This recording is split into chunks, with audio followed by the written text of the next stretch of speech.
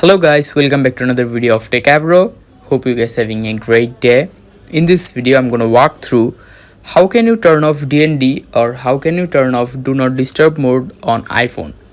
So guys, to turn this off, at first just swipe down in the top right side of your device, and here you can see this option do not disturb mode.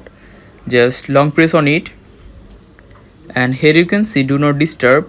Just click on do not disturb and your do not disturb mode is turned off.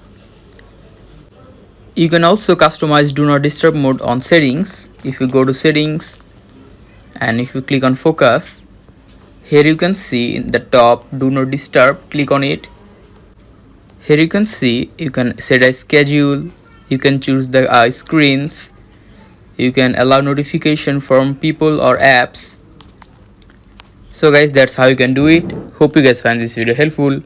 If you have found this video helpful, then give a thumbs up and don't forget to subscribe to Techavro.